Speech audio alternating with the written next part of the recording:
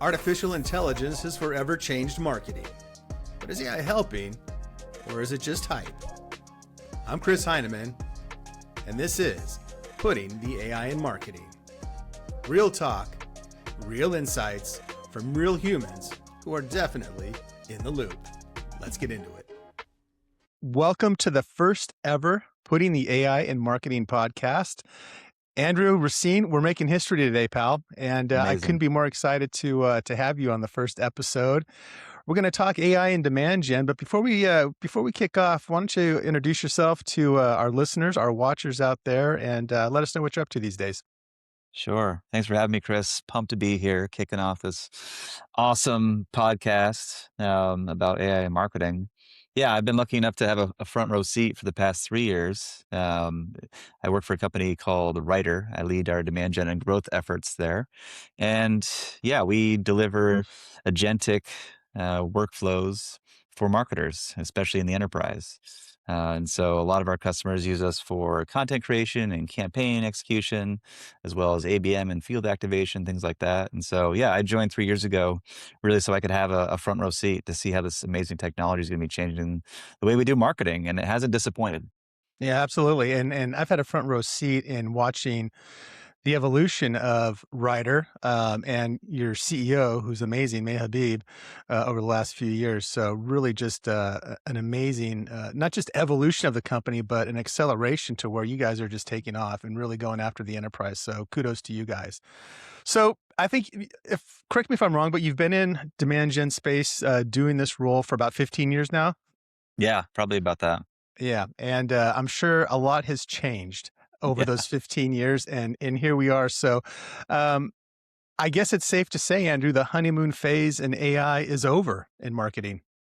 It is. I think we're officially in that trough of disillusionment, as we've seen in the Gartner hype cycle and other places. Yeah, I mean, you talk about how demand gen has changed in the last 15 years. I mean, how's it changed in the last 6 months? Quite a bit. It's amazing to see how fast this technology is ripping through things. And yeah, I agree. I think the honeymoon stage is over. You pull up your LinkedIn feed and you can almost instantly see who's using Claude and who isn't, and everything's starting to merge. And you're starting to see some of that initial backlash of, oh my gosh, how are you creating this content, and why does it all sound the same? And that wasn't the case even 3-6 months ago. It was like, here's my workflow, here's what I'm doing with Claude Code, here's the app I built. And as we talked about before, like, marketers tend to ruin things. Yes, always. And now we're cool new ruining inventions. and here we are. Like, everyone can be a thought leader on LinkedIn or create a bunch of emails and blog posts. And doesn't always mean because you can create them that you should. Yeah, 100%. And I think what's been interesting, I think the people that we see on AI, or not on AI, but on LinkedIn rather, the irony of it all is the complaints about the AI slop, and yet your post, your blog that you're writing on LinkedIn is, shall we count the M dashes? How many do you have in there? What's the It's over not about under on the your M dashes? dash, Chris. It's about this. It's about that, right? You can see all the tells now. Yes. Hey, I've I just got a direct mail piece, and I noticed in 2024 you were doing XYZ. Oh boy, yeah. So it's pretty amazing. So I mean, are those some telltale signs for you when you spot the slop, not just externally, but how do you do it internally, like with your own teams? If they're using tools, they're trying to execute as quickly as possible, but you've got to put some guardrails up. You've got to keep that human not just in the loop, but on the loop as well. So how do you manage that? Yeah, 100%. Because it should be a valuable tool that everyone can use, especially in demand gen, where a lot of times we're reliant on content marketers or product marketers to give us the latest and greatest messaging, the right positioning. And AI does enable us then to deliver more and to ship more and not always be reliant on those teams, which makes us go faster, which is great. But yeah, it's all about the guardrails, and especially as you go up market, but really any company that values kind of brand consistency and making sure that everything that is being put out into the market is compliant. We had to spend a lot of time creating those guardrails so that while we empowered people to use this technology, it was all with the the scope of doing it responsibly and on brand. And so, yeah, fortunately, we have a product that does a really good job of that. We work with a lot of the Fortune 500 that really, really values that, because a lot of times those CMOs, they're just tasked with not breaking uh, the brand. So, how do you do that when you're arming your entire sales team, or your SDRs, or your demand gen marketers, or even your content marketers with these tools? So, setting up some, we call them playbooks, but really for people using Claude and other things, they're MD files, their rules, their skills.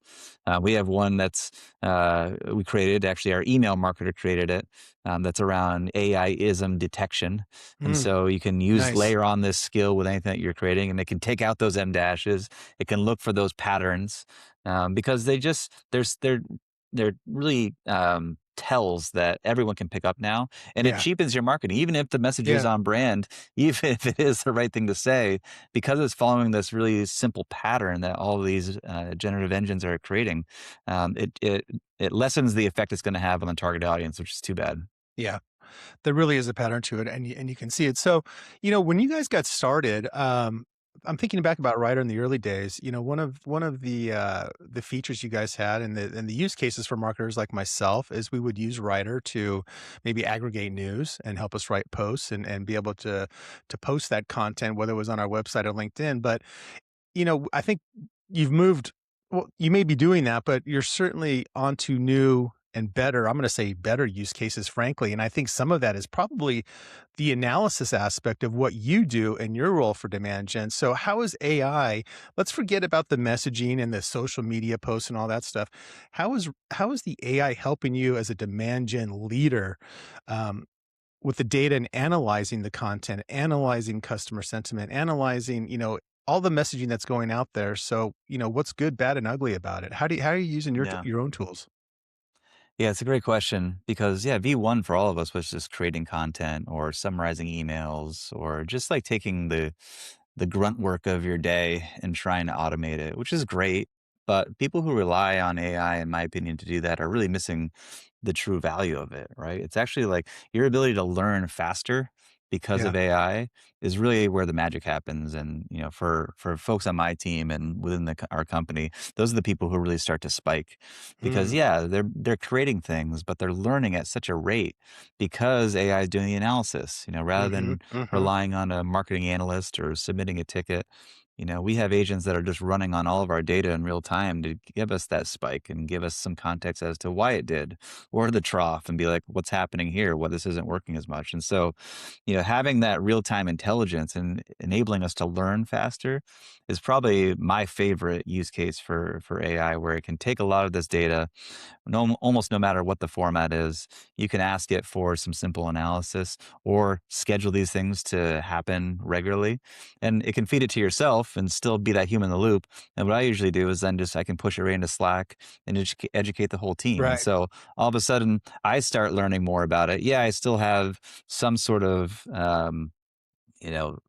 purview over what's going to be communicated to the company, but, us being able to learn as a company all of a sudden really becomes much faster, and you start to Yeah. see that exponential growth internally. And that should then produce better marketing, and that should better produce, um, you know, productivity, and all of our people doing the right thing. So that's And that's one of and my brand favorite ones. consistency, back to what you were talking about earlier. Exactly, and then we can put that back into the machine, and the things that we create content around will have those learnings and that brand consistency Yeah. there. And so, Yeah. no matter if we're training new salespeople, arming our SDRs with outbound sales sequences, or just creating brainstorming meetings for our marketers to figure out what's working and what's not, it really just helps us learn faster. And in this market where everything's changing so dynamically every second, that's really where the power comes from for us.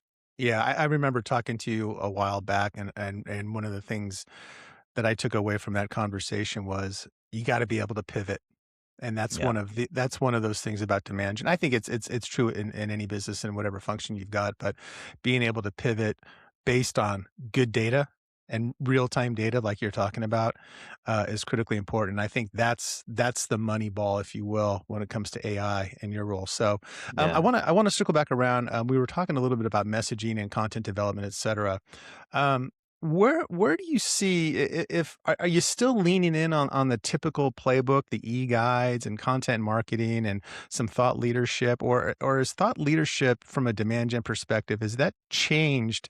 Um, and has AI played a role in that change and kind of that top of funnel content that's going out to customers and prospects? Yeah, I think it's definitely changed. Our funnel looks a lot different, and that's what I referenced even like 6 months ago. I built a career around kind of the traditional inbound motion, Yeah. and getting that thought leadership and getting that lead conversion, and then nurturing them through, and that's worked for a lot of years. But yeah, I think seeing HubSpot rename Mm. their Outbound. conference from inbound to unbound or Unbound. outbound Yeah, Outbound, I forget. Yes, there is an is pretty Unbound. I actually telling. was a member of Unbound, which was a charity did some work in Africa, but that's that's another podcast. Yeah, that'll be another one. But yeah, for them to do it, the godfathers, the originators, the creators of inbound marketing, it's just telling of how the market's going. And so, all of a sudden you take that thought leadership, and you have to figure out how you can display that, whether it's through your executive team, whether that's through influencing these generative engines. Like, how can you get that message out? How can you get your point of view out? How can you get your brand out, and how can it be consistent across all these different channels that are a lot harder to track? Demand gen leaders, I think, and even like CMOs are having to take some faith and take some risks in places that aren't as quantifiable as they used to be, but are really reflective of how your target audience is making decisions right now. They're asking ChatGPT, they're going into Cloud, they're going to Yeah. Perplexity, AI mode in Google. I can't remember the last time I actually clicked on a paid ad link in Google, and that was a big business, and it still Yeah. is. Yeah. But it 100%. just you want to just try and match your demand gen tactics with how your target audience is researching and understanding their problems and then finding solutions. And so, the change is real, and we're just seeing those adoption numbers just go up through the roof, and it's taking a hit on traffic and leads, but it's then trying to figure out as a organization how you can invest in things like brand, how you can get your founders out there talking like Mm. ours does so well. How can you get your message to all the right people at the right time in maybe less traditional ways than we used to in the past? Yeah. It's interesting. It's almost like it's like Back to the Future, if you will, right? We've come full circle. So you mentioned the founders, and May does such a great job on LinkedIn. She travels the world. Um, so you're leaning in on that founder kind of brand ambassadorship, to drive that consistency, to drive your demand gen, because there's credibility in that face time, that one-on-one time that people are going to get with her, whether they're customers or whether they're partners. So from a demand gen perspective, is that replacing the kind of typical, content marketing play at top of funnel? Is May one of your lead top demand gen agents, if you will?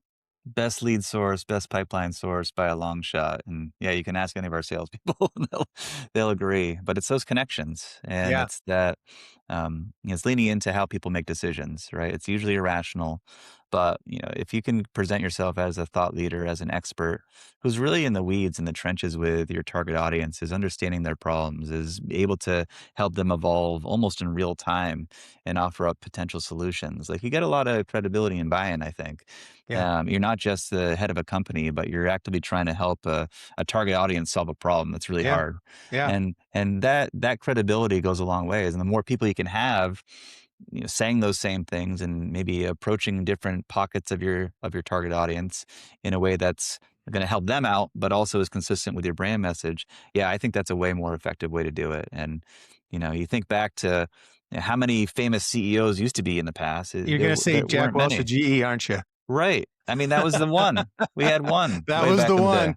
Everybody knew him. Yep. And he wrote books, and we all followed it. And then, then 100%. there was another set of disciples that came out of it. And now, you see it. The best companies, in my opinion, out there right now have an army of their founders and executives that are all brand consistent and have the right message, and are also trying to help their target audience solve a problem. And that's really becoming an effective lever for demand gen folks like me to piggyback off of, even though it's Yeah. harder to quantify, even though it's harder to measure. It's that confidence that if you have the right people saying the right thing to the right people at the right time, you got a good chance of seeing that pipeline and revenue go up. You know what I love about this conversation is that I've been a brand guy at heart for a number of years. and decades actually. And I really got trained by some of the best back in the early 2000s and what that means. And like I said, it feels like a real back to the future. And the best companies know that when you do it right, the brand starts and stops at the top with the leaders. Yeah. And that kind of leadership that trickles down through the company is contagious. And when you do it right, not only is it going to drive demand gen, but it's driving demand gen through the trust, through the credibility, through the real human aspect of this. So we're talking about AI in marketing, but at the end of the day, it's the humans, like I said, that are not just in the loop, but on the loop that are driving the demand gen. It's not the AI itself. It's the humans that are out there and hitting the street. And just then on top of that, complementing that motion with the AI technology for, analysis and things like that, right? And looking at the data and what's working. Should we be at this trade show? Should we have a user group here? Are we exhausting people? Maybe in Dallas, we've been to Dallas too many times. Let's go to a new, NFL city for our roadshow, these types of things. Hmm. This is where the AI can really come in and kind of start to track things and see where you can, again, make those pivots. Yeah. Yeah. And just enable you to listen to your customers. At the end of the day, all these businesses, big or small, are trying to help people solve a business problem. And AI makes it so much easier to do that, to distill insights, to take their conversations, to do research. And so that ideally the founders can be as plugged into, the call that the SDR is having as much as the marketers are and as much as the customer success people are. And that kind of learning, but still focusing on the customer and helping them out Yeah. is just the real unlock, I think, for a lot of Yeah. organizations, whether you're big or small. Yeah, I love that. Customer centricity, always be Yeah. customer centric and looking at the business and communicating outbound the value prop of the business through the customer lens. It's always been huge. You talked Yeah. about listening. How are you listening? How are you using AI technology to listen? Yeah. So we have our own call transcriber that we can attach to calls. And so, but then we also plug into things like Google Meet and Gong and really any of those that are out there. And so, Hmm. yeah, we just try to, obviously, with the customers and prospects' permission, record what we can, all Hmm. in the spirit of learning. And then we do have agents that take these and are able to filter out um, the more product specific or company specific questions, and it's able to then bucket them into different topics. Hmm. And we take those learnings and those topics and kind of see the trends over each week, month, and quarter, and then that helps us inform like what we should create. From a marketing perspective, imagine if we could answer those questions not only through the generative engines, but through our own marketing before that person gets on the call. That's going to make a more qualified prospect for us. They're going to be more well informed. It's going to mimic how they don't want to talk to people. They want to get all their answers on their own too. And so it helps us pick what bets we're going to place and what content we're going to create in campaigns, all in the spirit of trying to answer those questions earlier in the process. Yeah. Can you measure how more quickly you've gotten to do that? I mean, what used to probably take weeks and months when you're listening, and then to kind of bring that back into the fold, if you will, with your go-to-market team to make those adjustments, make those pivots, whether it's messaging, whatever it may be. I mean, it has to exponentially has just Yeah. accelerated that motion. I mean, not too long ago, not at Writer, but even at other places I've been at, it may be an annual thing that you did and you just kind Right. of took stock Exactly. about it, or maybe it was semi-annual, but Yeah. it wasn't like a real time thing. And Yeah. now it's, weekly is probably too much, but at least monthly, I think you usually have a pretty good sample size where you can start to see some trends and it's not Yeah. just all over the place. Yeah. And you can see some patterns. And then if you can build that into the next month to address those questions, and then you expect to see the number of those questions asked the following month to decrease. It's a different funnel, Yeah. but hopefully it's more in line with helping people figure out their solutions. Yeah. One last question for you, and then I'll let you go. And thank you for your time today. Likewise. You guys, you work with a lot of larger mid-market and enterprise companies. I'm sure you're working with SMBs as well. But for those real kind of small businesses, those mom and pops out there, or maybe some nonprofits that are out there, and we talk about brand consistency. We talk about how they can apply AI, into their, kind of day-to-day operations. You know, what advice can you share? What lessons learned? What insights can you share with that type of, the small business or nonprofit?